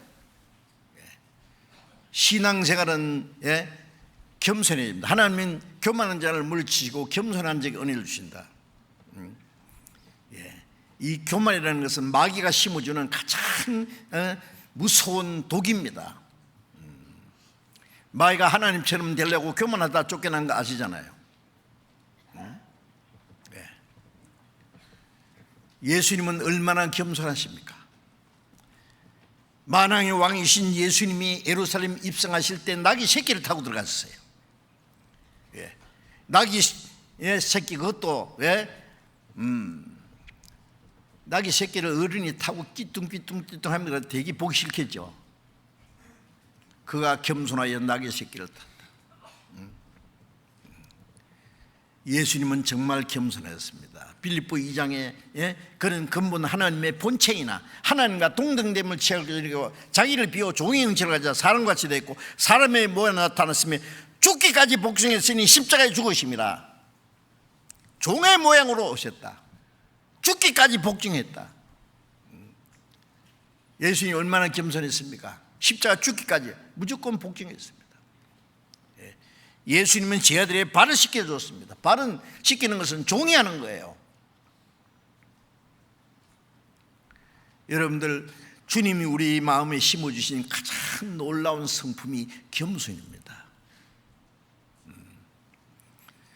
교만한 자들 서로 높아지려고 싸움밖에 없어요. 여러분, 정치가들 보세요. 보기 좋습니까? 서로 깎아내리려고 짓밟고 그 위에 올라타서 설라고. 교만한 자들 속에는 다툼과 분쟁과 혼란이 끝일 새가 없습니다. 교회 안에도요, 이 교만한 자들 있으면 하나가 될 수 없어요. 남을 헐뜯고 깎아내리고 자기가 그 위에 타고 올라가려고 하니까요, 자기 잘난 체하고 자기 높아지려고 하고 그런 사람끼리 모이면 뭐가 되겠습니까? 분쟁과 혼란밖에 없습니다. 교만은 패망의 선봉이요 겸손은 종기의 앞잡이니라는 잠문에 있는 말씀대로 교만하면 죽습니다. 우리 전도인들 회의할 때마다 자주 하는 말이 교만하면 그날부터 죽는 줄 알아라. 자기가 무슨 성경을 가르치고 전도해서 사람이 구원받고 설교 잘한다고 칭찬하고 그러니까 뭐 자기가 잘나서 그런 줄 아느냐고 으쓱해가지고 자기가 다른 사람보다 신령한 척하고 잘난 척하고 높아진 척하면은 그날부터 그냥 하나님이 그를 가만 안 놔둡니다. 물은 낮은 곳으로 흐르듯이 하나님의 은혜는 겸손한 자의 마음에 머무릅니다. 우리가 성령 안에서 하나 되려면 겸손해야 됩니다. 겸손과 온유로 하고, 온유라는 말은 예수님은 나는 마음이 온유하고 겸손하니 예수님의 성품이잖아요. 이거는. 우리는 예수님을 닮아가야 됩니다. 예수님의 그 온유하고 겸손한 멍에를 메고 주님을 따라가면서 주님을 배워야 돼요. 교만한 자는 주님을 배울 수 없습니다. 온유하다는 말은 겸손과 비슷한 말씀이지만 좀 달라요. 온유라는 것은 자기의 모든 권리를 포기하는 겁니다.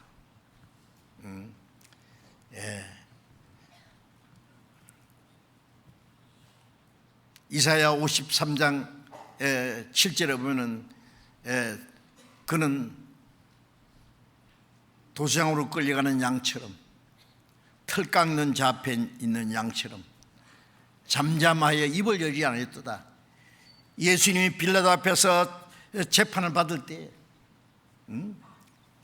유대인들이 예수님께 온갖 거짓말을 허물을 씌워가지고 십자가 못 박아 죽이라고 그랬을 때 예수님은 한마디 대답도 안 했습니다. 그들에 대해서 분노하지 않았습니다. 욕을 받으실 때 대신 욕하지 않았고 위협받으실 때 대신 위협하지 않았습니다. 왜? 자기에게 주신 십자가를, 하나님이 주신 십자가를 지는 거예요. 누가 내게서 생명을 뺏어가는 자가 있는 것이 아니라 나는 스스로 목숨을 버리노라. 예.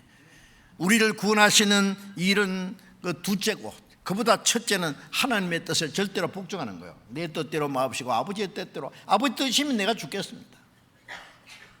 주의 뜻이면 우리가 살기도 하고 이것도 저것도 하리라. 예.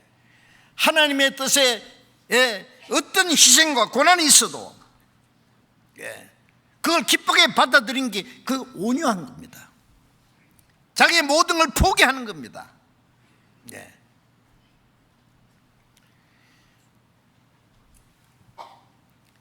자기 권리, 자기 주장, 자기 모든 걸 그대로 나타내고 하는 사람은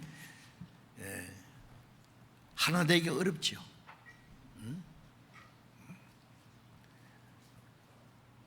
세상에 어떤 위치가 있더라도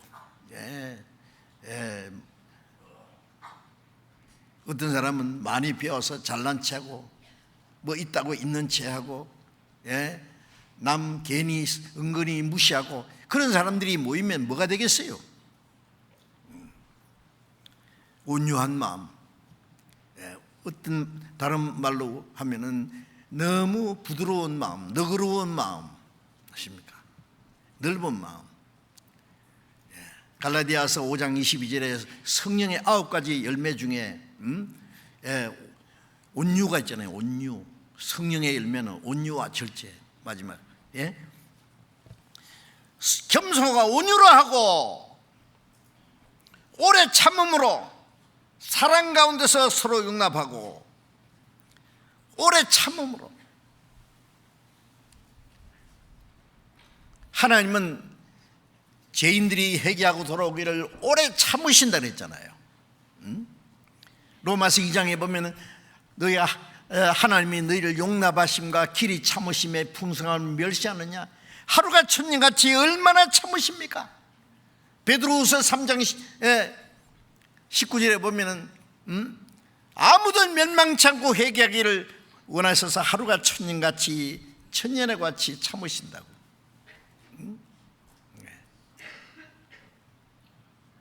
하나님의 오래 참으심, 하나님의 사랑이시기 때문에 고린도전서 13장에 사랑은 오래 참고, 사랑은 어떻고 하는데 그게 그리스도의 성품입니다. 첫 번 사랑은 오래 참는 거예요. 왜 첫 번 사랑은 오래 참고라는 말씀이십니까? 못 참을 있으니까 참는 거예요. 왜 못 참습니까? 자기 볼 때 합당치 않은 일이 있으니까, 잘못된 게 있으니까.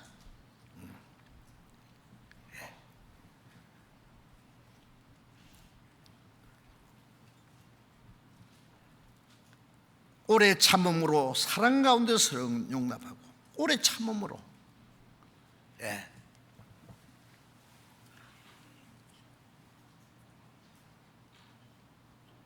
자녀가 여럿이 있는 그 집의 어머니는요, 그 중에서 착한 애도 있고 좀 말썽꾸러기도 있고 별별 철부지 애도 있고 있지만은 어머니는 다 용납합니다.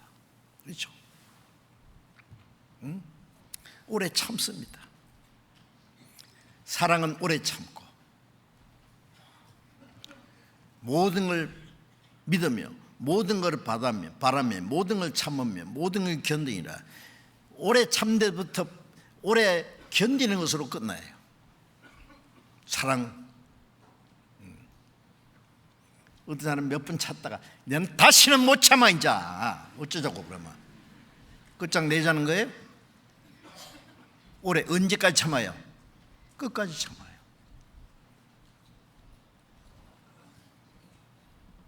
사람은 너무 성급해요. 참지를 못해요. 어떤 사람이 멀리 갔다가 집에 와 보니까 자기 부인이 자고 있는데 밤중에 한 이불 어떤 머리 빡빡 깎은 남자가 같이 자더래요. 자기 부인이. 그래서 이 남자가 내가 없을 때 이 여자가 외간 남자를 불러들여 가지고 이렇게 못된 짓 하는구나 싶어서 부엌에 가서 도끼를 가지고 와서 까 죽이려고. 그런데 갑자기 무슨 생각이 났어요. 참는 것이 덕이 된다. 인지위덕이라 인지이덕이라. 참자 밤새도록 인지이덕이라 인지이덕이라 이러고 올라오는데 인지이덕이라. 새벽에 부시시하고 일어나는데 보니까 그 깎아중이 자기 처제예요. 처제가 무슨 일로 중인 산에 들어가서 머리 빡빡 깎고 오랜만에 언니 집에 찾아왔어요. 까죽였으면 어쩔 뻔했어요. 그래.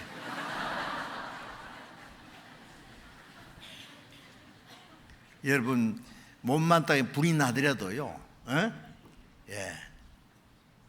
30초만 참으면 될 걸 죽여버리는 거예요. 난 못 참아. 잠시도 못 참아. 마귀는 계속 그래 참지마 더 이상 참지마. 참으면 너 바보 돼. 참는 게 영웅입니다. 아십니까? 보통 사람 못 참아요.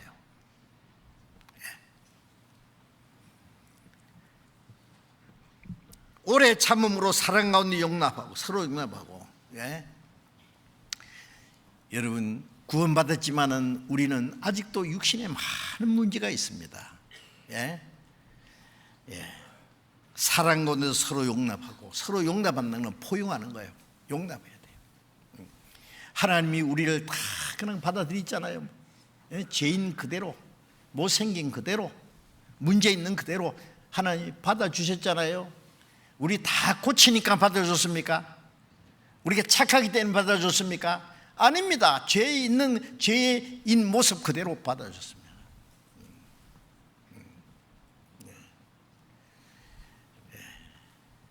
내 주님 있는데 그대로 나를 받아주시옵소서. 그 노래도 있잖아요. 주님은 우리를 용납하십니다.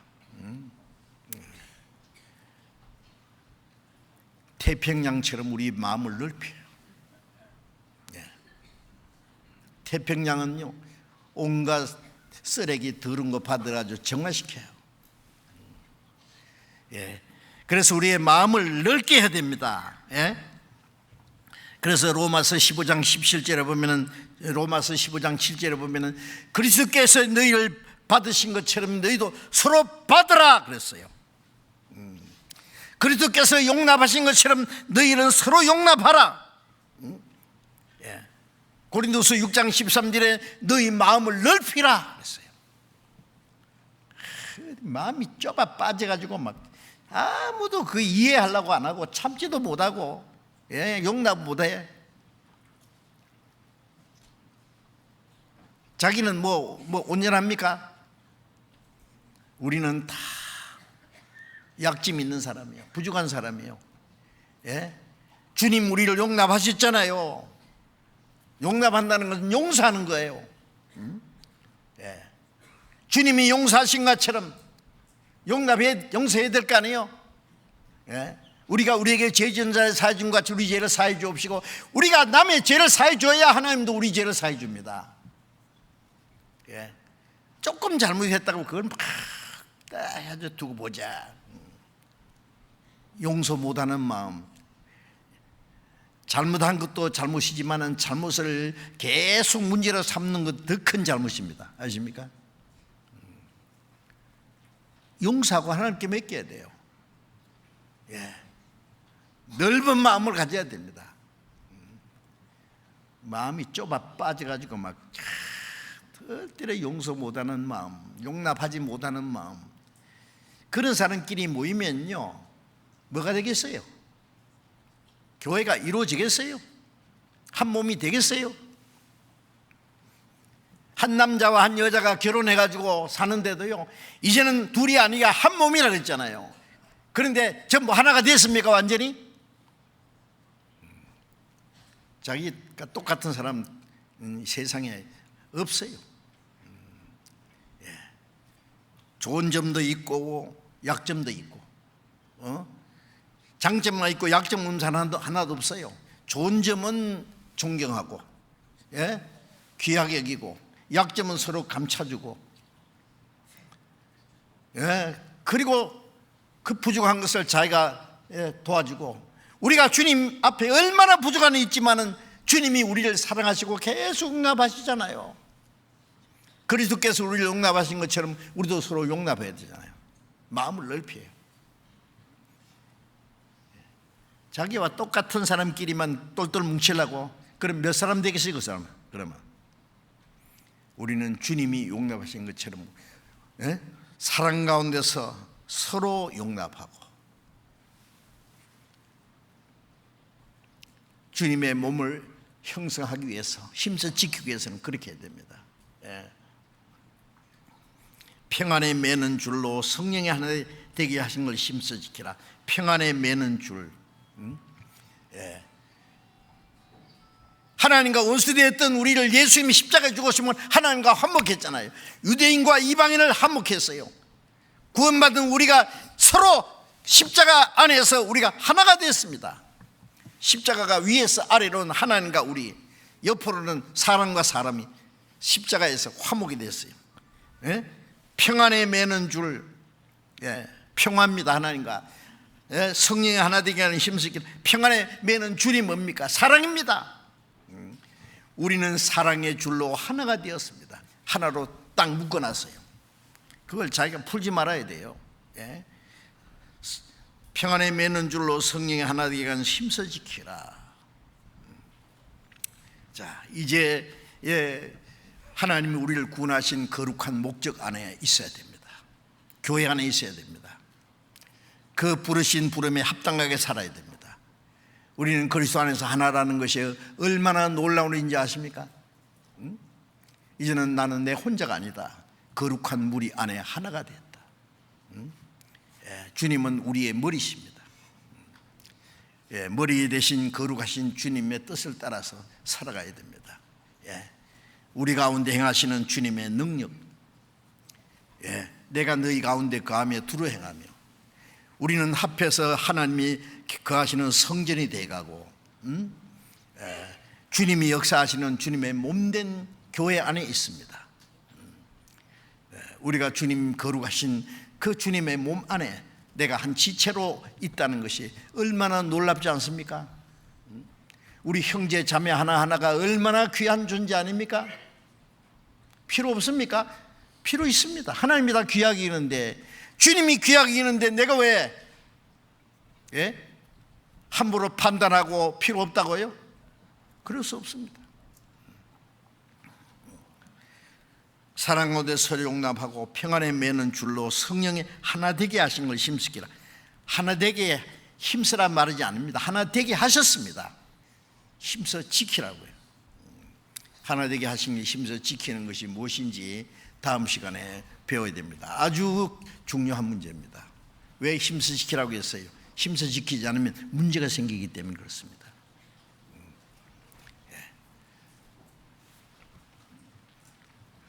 이제 성령을 따라 사는 생활이 뭔지 앞으로 계속 배우고, 배운 말씀 우리의 마음과 생활 속에 항상 지켜나가야 되겠습니다.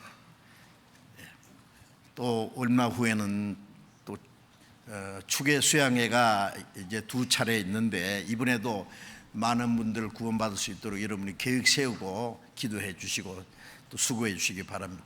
기도하겠습니다. 자비로우신 우리 아버지 하나님,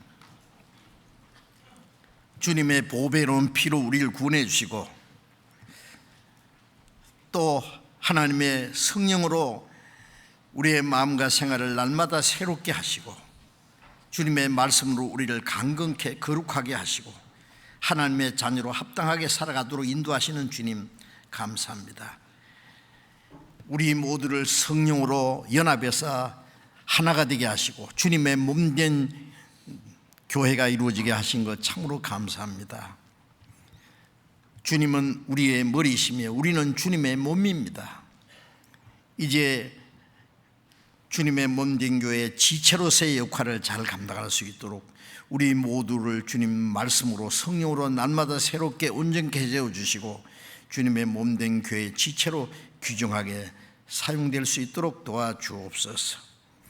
이제 얼마 후에 열리게 되는 추계 수양회 때도 많은 영혼이 구원받도록 주님께서 친히 역사하시고 이를 위해서도 우리 모두를 주님 뜻대로 귀하게 사용해 주옵소서. 주 예수님 이름으로 기도드렸습니다.